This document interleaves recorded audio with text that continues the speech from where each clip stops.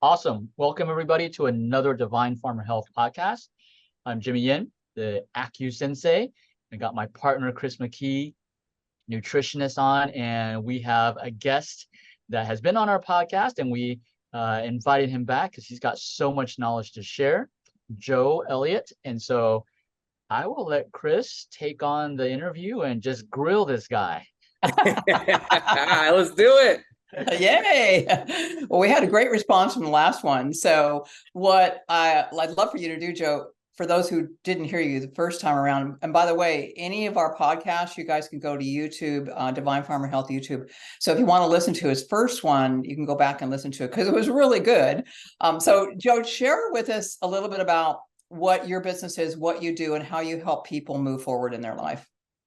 Yes, thank you. Thank you for having me back, guys. Love what you're doing. This is amazing. Yeah. Okay, so at its core, mentoring in America is broken. There's no mentors for teens. We're trying to fix that, right? We've somewhere along the way, we've lost the art of mentoring. How do we guide ourselves well and then others, right? And we can't really offer anything to anybody else until we can learn how to guide ourselves well. So we created something called the Purpose Project that helps individuals quickly get to the core of how they're uniquely wired, showing them a path forward. How do you actually accomplish all the things that you hope to accomplish, right? Or if you don't even know what you want to do, how do you find clarity as to how you're uniquely made and what to do with it? That's what we do. We unlock people's potential and we teach people how to do it for others. Wow, that we talked about this last time. The power of that for, like you said, teens is huge because so many people, and I'm sure you see this, people get out of even go to college, like we talked about, go to college, get a degree, and then realize that I don't really like what I'm doing. Yeah. So, but being younger, being a junior in high school, senior in high school, and trying to figure out, like you said, how am I uniquely made? What are my gifts and talents, and how can I take that into the marketplace? And, obviously provide an income, but just be satisfied and happy about what they are doing. That's huge. Yes. Huge. So yeah. Yeah. And I'm sure, do you see midlife, like people come to you or like, okay, I've been doing this. Like I have a client I'm thinking of right now. Mm-hmm. She's finishing off 20 years in teaching. She's hated it for the last 7 or 8, only because she needed 20 years for retirement. And now she's not that old. She's in her early 50s looking for what else can I do now? Do you see that at all? Yes, we work with people all across the board. Although our primary focus is the next generation. Yes. I mean, it feels like every 10 years, it's normal for us as adults to have an existential crisis of like, what am I doing with my life? Like, but the problem is that none of us have a solution to knowing how to handle that exactly. And that's why we step in and say, okay, let's have some conversations. We can help you get to the bottom of it quicker. But it really doesn't matter whether it's age or even wealth or status or success. I literally took my first billionaire through the Purpose Project in the last year because it's no amount of fame or money can equate to, am I happy? Right. Yeah. And that's what we're all searching for, whether it's being healthy, because that's going to lead to happiness at the end of the day. We're striving for something more. Yeah. And definitely, Jimmy, and what Jimmy and I do, we discuss this a lot. And I know, Jimmy, you do with your clients, and I know with my clients is you dive into that a lot, right? What is your work? Are you satisfied? Do you come home from work exhausted and hate getting up in the morning, go to work again? That impacts your health in a huge way.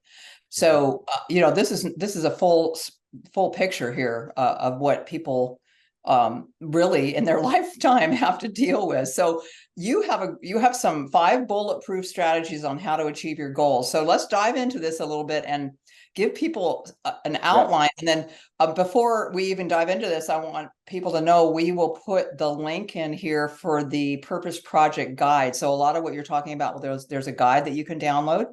Yes. And that's cool. That's a really cool thing you're offering. So let's dive into the create smart goals. Let's do that.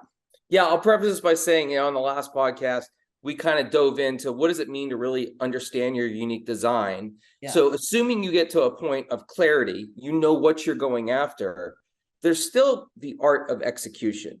I mean, if you ever ask yourself, like, how do successful people become successful? Well, there's certain things that they've learned to do. They weren't just born with this stuff. They learned how to apply it. And so these 5 bullet point strategies really highlight the core of that. And here's the first one. You've heard of this before, but whether you've done it or not is a different story. And that is, like, successful people create SMART goals. And so when you think of that in terms of your health, let's just say you're at a place where you're like, you know, I'm always learning how to be healthier. I want to be healthy. Well, the S in SMART goals stands for specific. And being healthy isn't very specific, right? It can mean a ton of different things. And so it boggles my mind how many college graduates we release into the world every year that really still don't know how to set goals, right? So the SMART format, the S stands for specific. We got to narrow it down and not have something that's too broad, right? If you're trying to eliminate pain in a certain area, that's specific. If you're trying to lose weight, that's a little bit more specific, but you got to hone that down. It can't be too broad. And then it's got to be measurable, right? How much weight do you want to lose, or how much, like, if, you know, for me, like, I have a lot of back pain at night, right? So part of that would be, okay, it's interrupting my sleep. Therefore, I'm not getting those REM cycles like I need to. Therefore, I'm waking up a little bit more tired, a little bit more groggy. It's impacting what I do. I need to get deeper sleep. So what goals, specific and measurable goals, can I put in place in order to track that, right? And if you can maybe hit goals if you don't think at this level, but if you want to be really successful and ensure that you attain the things you're going after, that's the first 2, specific, measurable. Then the rest of it is very self-explanatory. It's got to be attainable. Don't tell yourself you're going to lose 100 pounds in the next month, right? It's got to be relevant to what you're doing and your goals. And here's a big one. Here's where I think a lot of people miss. Timely, right? The time you give yourself to complete the goal matters. There's a reason why New Year's resolutions don't work, right? I mean, how many of us set those and are like, in January, I'm going to hit that gym or whatever I'm going to do.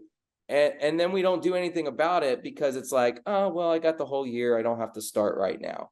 Too big a timetable. I like it in that it gives you a vision of where you want to head. But the world we live in, every corporation runs on quarterly goals, 3-month cycles, right? And they have to report to the world how they did. And quarterly goals work for a variety of reasons, because it's enough time to give you flexibility, but it's short enough to create a sense of urgency. So I would think, especially with any health goals, I would start making quarterly goals. But you put all that together, specific, measurable, attainable, relevant, timely, in relation to what you want to achieve, that's the first bulletproof strategy that should be in place. Yeah, and I totally agree. And, you know, especially we have different programs, right? We have 10-day ones, and then we move people into a longer one, which is 28 days, hoping that they'll keep going from 10 to 28. And Jimmy and I talked to people about this as well. It's like, you know, the 10-day was just a jump start. It was just to get your brain and your mind wrapped around this idea that, let's say you need to lose 30 pounds or whatever. How am I going to do that? And what's that look like? So absolutely. I think the quarterly I love, because I work with clients at a more VIP level, and that, you know, we look at a long-term plan like that. We're going out months, because some things take longer, right? I mean, in our world, especially with health, we always tell them, you know, you're not going to come in for 10 days and all of a sudden all your pain's gone and you've lost 90 pounds, and, you know, but realistically, for people, especially changing, I would think, jobs or changing careers, that's a more of a long, like, what can I accomplish in 3 months? But what is my long-term goal? Maybe in a year, I completely am out of this job and into a different job. Right. So you Right. help people plan that out. You help people kind of figure that out, those steps along the way. Yes, most of our strategy when it comes, especially if we're looking to change careers, Yeah. a lot of our strategy is like hope. We hope something drops into our lap, right? And we all know hope's not a strategy, right? So what you have to do is you have to set learning goals or exploration goals, right? So if you have, 3 free hours a week, in those 3 hours, how many people are you going to talk to, network, or new things you're going to explore? Right? If you have a hunch for something, you've got to scratch that itch by looking into it. Like, for a number of years, I didn't, I always thought about, oh, maybe I should get into investing or learn how to invest, but I never created time to even explore it, much less even read a book about it. So my first 3-month learning goals were, I'm going to read 2 books on investing, and I'm going to talk to 3 people that actually do what I want to do. And it just creates momentum and movement. And it wasn't until that second quarter that I found something that I really loved that I ended up adopting and using. But it starts with exploration, right? So Yeah. yeah. Do you have any thoughts Yeah. on that, Jamie? Let me unmute myself first. Yeah, I would say what is that saying? How do you eat an elephant or something like that? One bite at a time. And Yep. it's just setting these, whether it's quarterly, whether like in our programs, we have 28 days, 12 days, 10 days, 7 days. It doesn't, it doesn't matter how many, but just setting those shorter days, it gives you a target to hit. And then when you can hit a target, that gains momentum, right? Yep. You hit one small target, then you go to another target and you hit it again. You start gaining momentum. And more importantly, you start gaining confidence in yourself. And Yep. when you gain that confidence in yourself, nothing can stop you. Yeah, you're exactly right. And that's what this is about, right? You've got to create that momentum and start somewhere. And as anybody that's an entrepreneur knows, getting started is the hardest part. You just got to get to that start to get going. But then, then the second strategy that's really bulletproof is obviously who you have around you really matters. Building the right team that's going to help you achieve your goals is important. And we can, I think here's one issue that we don't often think about. When we go after something, especially if it's health related, we're treating it like a solo sport. But even if you grew up, running track or cross country or tennis, that you didn't develop alone. You had other people around you. So the question is, who is it that you're looking for in order to support you in your pursuits? And so to that answer, we have 4 types of people that you would really want to add to your team in order to ensure your success. And I'll just describe them real quickly and we can talk about them. But number 1 is an expert in a field, right? So if you're like, for example, like, okay, you know what? I think I've tried a lot of things, but I've never tried acupuncture before, right? You need an expert in that field that you can lean in and talk to and at least start to ask questions.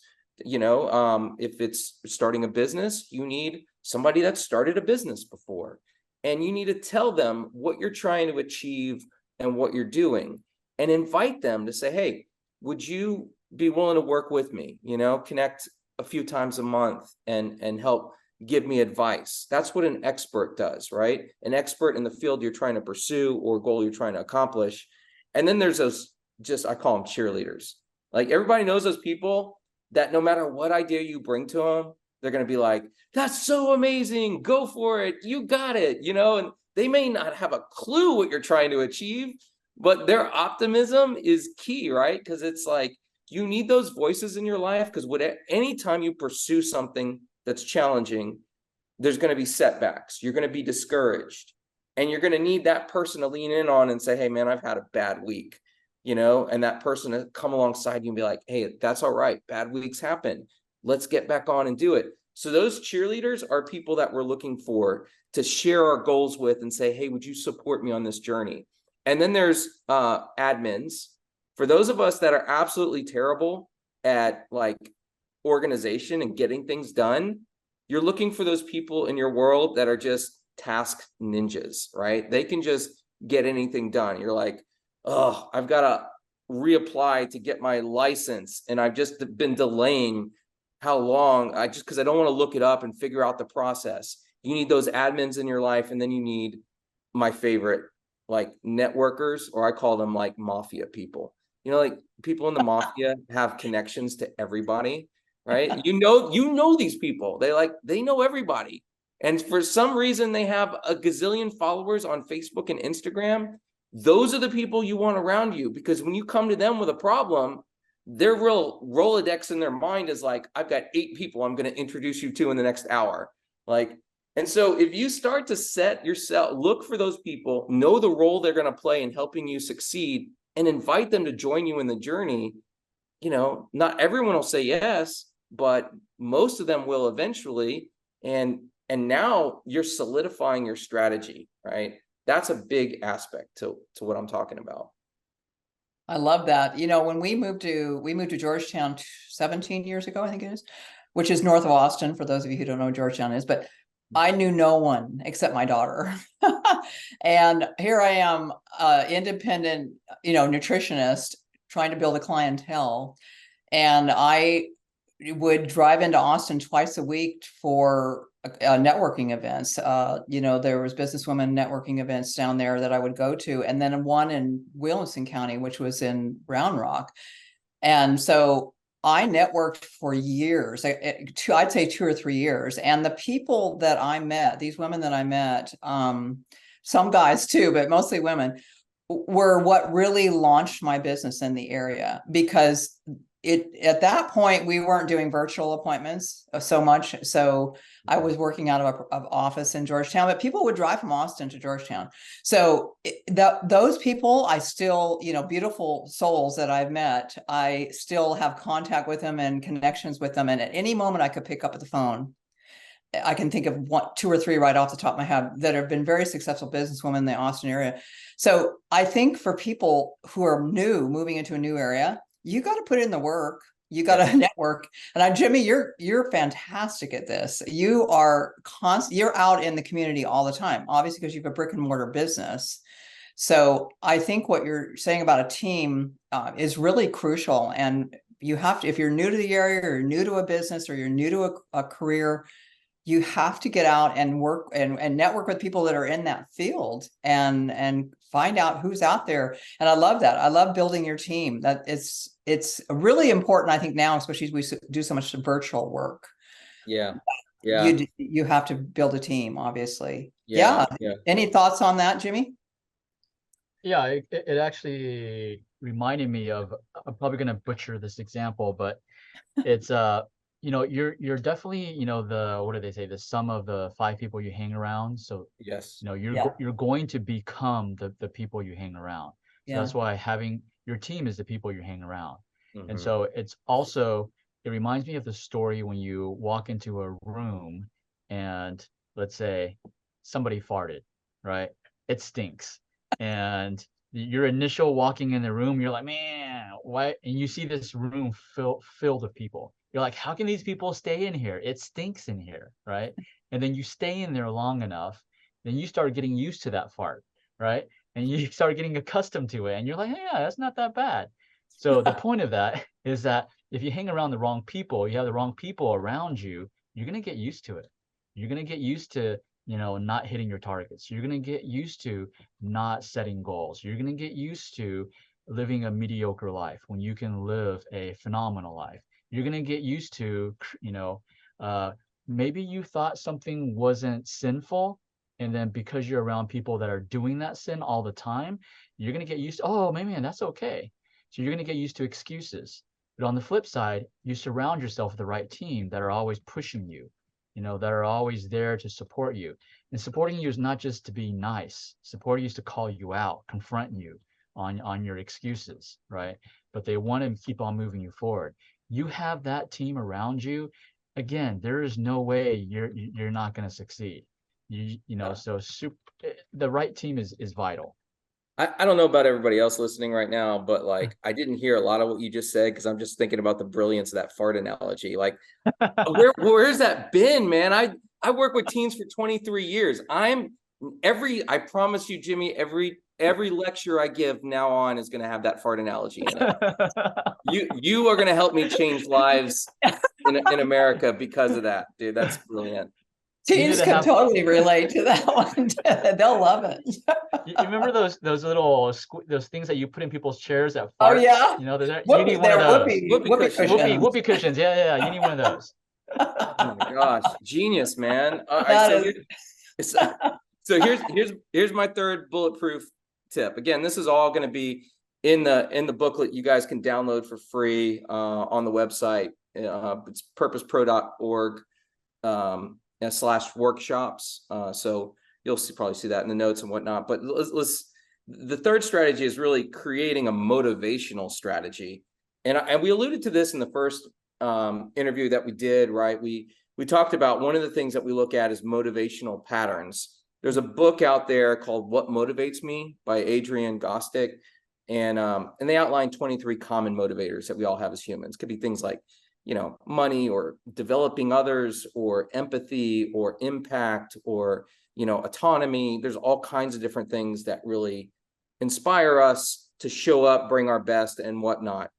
So identifying that within yourself is key, knowing what drives you to achieve your goals.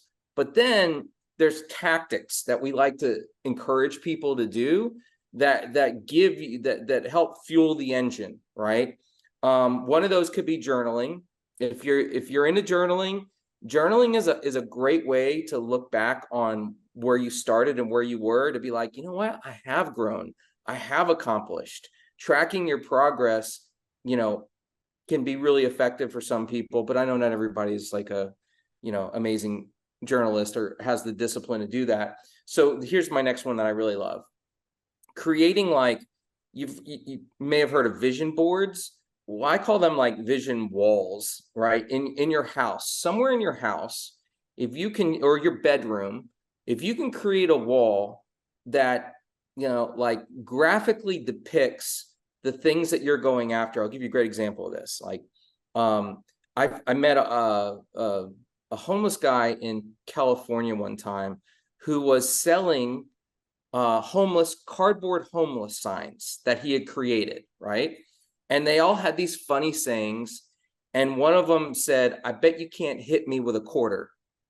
Like, I was like, this is genius. And so I paid him $20 for that cardboard sign, right? And I walked away with, I love that no matter where we're at in life, we've been designed with some element of creativity. And that creativity is really, it's one of my values. It's important to me. And so that homeless sign is actually on my vision wall. And every time I look at it, I think there's always a way forward. There's always a way to get past the obstacle that we're thinking of.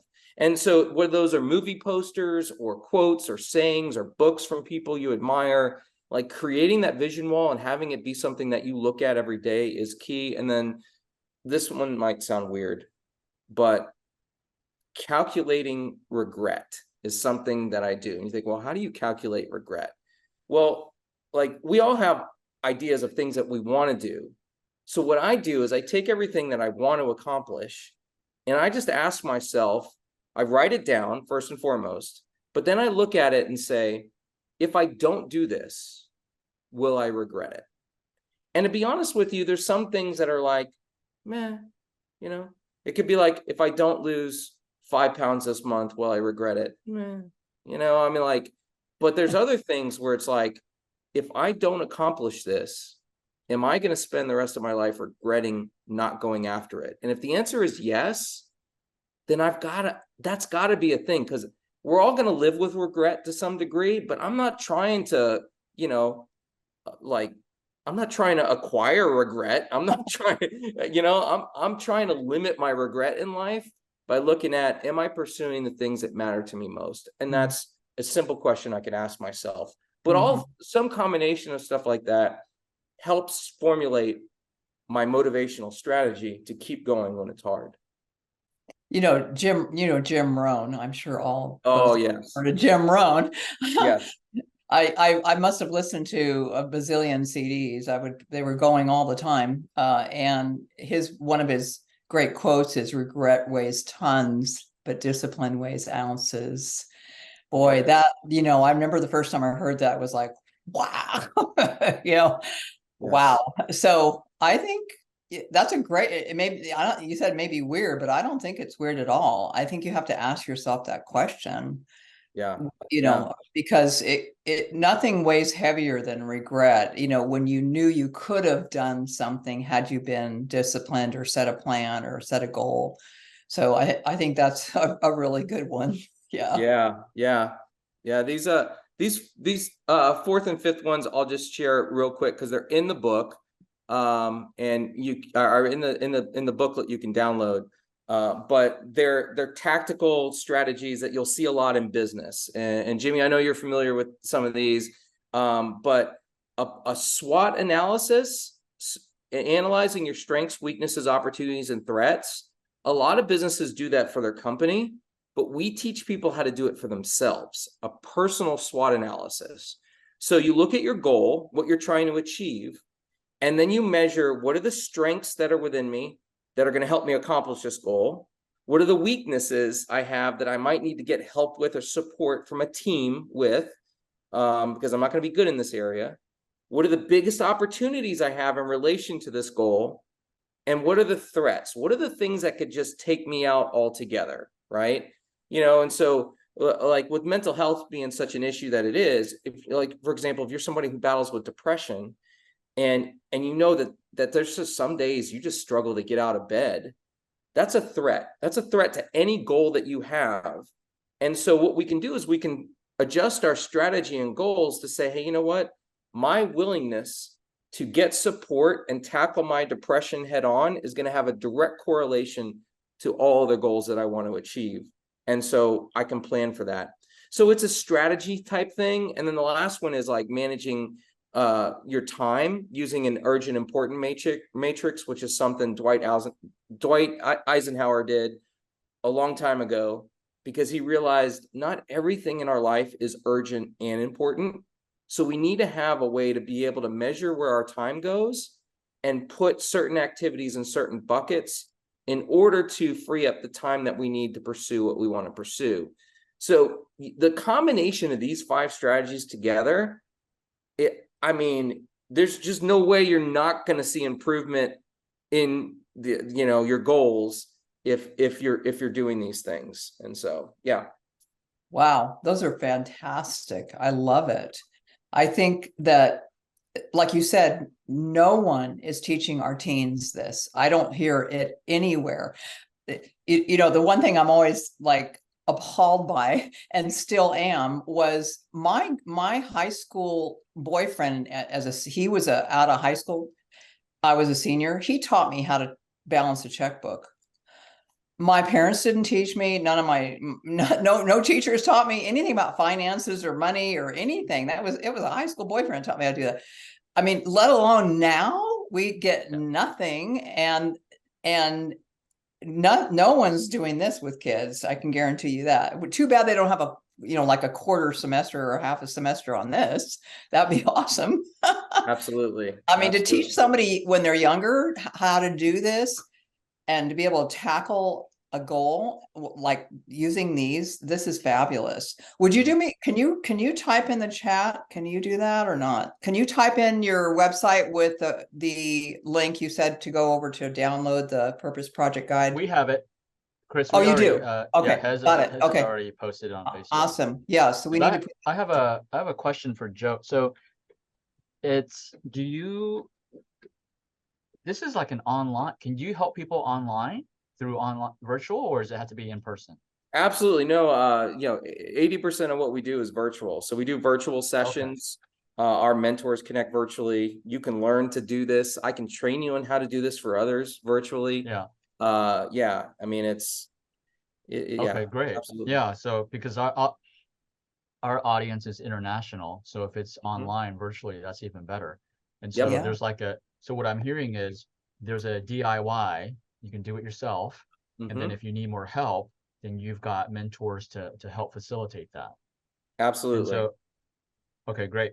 And my next question is, I know it's for students, it's for adults, but which age group is the Purpose Project first focused on? What is your niche right now? Yeah. Well, the people who need it most right now are young people, because, as you're saying, Chris, they're not getting this in school or college. You can get a master's degree and not have some of these basics in place, which is why everybody's struggling in their careers, right? They didn't know how to align themselves to begin with. So I'd say the younger generation, teens and young adults, is who we're trying to target and reach. But the cool thing about this is, 30% of all adults who experience this for themselves end up becoming mentors, because they're like, oh my God, I wish I would have had this as a teen, right? So that's why we reach both markets. Okay, great. So what I hear is, if you've got teens, if you've got kids, you got college students, college kids, if they're interested in looking for something like this, obviously have them sign up. But parents, if you got kids, it's what I'm hearing is from Joe is that, hey, learn it for yourself first. If not for your own life, for your own personal life, or you can learn it so that you can help mentor your kids. Because I don't know about you, when I was a kid, I would not think about doing any of this. And if someone told me, hey, yeah, let's get you more focused, I'd be like, okay, whatever. But if it was somebody else that I trust, that say, hey, this is something that I've done and you're interested, then I would be more likely to dive into something like this. Yeah, 100%. And parents, you might be surprised at some of the answers your students give to some of our questions, or some of your kiddos give, and you'll have access to all of that, right? So, we're not counselors, we're mentors, and we want you to be a part of the process with us. So these are powerful conversations that really bring clarity to your son or daughter's future. That's awesome. Awesome. Wow. Great. Well, thank you so much again for spending another half hour with us. And the first one was fantastic. This was even better. So again, if you haven't seen the first one we did with Joe and I, then go to YouTube and to our Divine Farmer Health podcast, and you can watch the first half hour. And this was very strategic this time. So I think that what you're offering people is fabulous to be able to download that project guide and just dive into it and just really think about, further, especially if you have kids, or like I have grandkids, and I had mentioned my grandson last time, a junior this year in high school, and totally doesn't have a clue what he wants to do. So those kinds of things are really helpful as a grandparent. He may listen to me when he wouldn't listen to maybe his mom and dad. So I think you're right, Jimmy. It's like when you're that age, you're kind of like, but when someone else comes along, it's a lot more powerful, I think. So again, thank you so much for spending time with us today. Thank you, guys. Love it. Thank you so much. All right. Thank you. We'll see y'all next week. Same time, same bat channel, same bat time. Bye.